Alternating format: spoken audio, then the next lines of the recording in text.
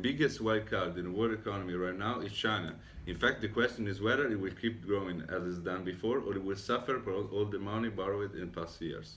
The outcome will depend on how efficiently China will handle its debt situation. And honestly, my biggest concern right now is the big and growing shadow banking system that might undermine China's financial stability. President Xi has been trying to cut down the credit growth in state-owned banks, but in the shadow bank credit is increasing at an astonishing rate, far offsetting any minor cutbacks he has done. So Marco, tell us, what is shadow banking? The shadow banking system is defined as credit intermediation activity operated by those institutions outside the regular banking system and that provide liquidity and credit transformation. These institutions lack guarantees from the central government and at the same time are subject to less regulation, so they face higher instability. On the other hand, though, shadow banks stimulate economic growth and provide cheaper and more available financial services. But tell me, Alberto, why are you so concerned about shadow banking?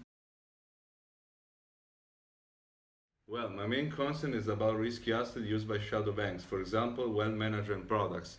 They are offered by banks or trust companies, and their return is based on a performance of a pool of underlying assets such as credits, corporate bonds, non-standard credit assets, and derivatives.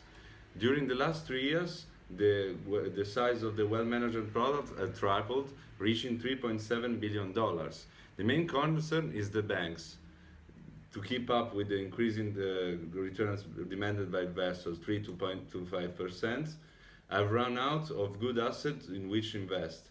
So they are investing more and more in risky assets and even in other wealth management products.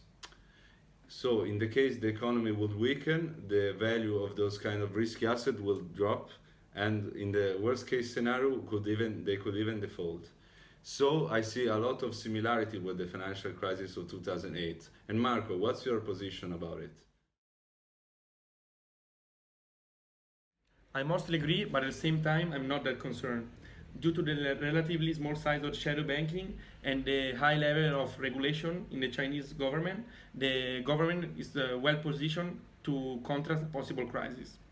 First of all, there is a high level of liquidity due to the high level of liquidity of deposits from both the households and the businesses.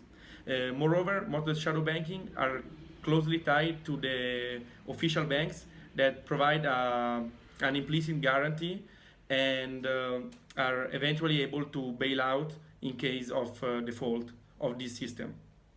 Finally, most of the shadow banking activity consists of straightforward lending and non-securitized assets that are way less risky than in the US case. Thus, we can say that China's regulators have reacted wisely and they have decided to gradually increase the control and exploit the opportunities that the shadow banking system provides. Well, the debate is still open, and we will see if China has learned from the mistakes of the Western economy. Thank you, Marco. Thank you, Alberto.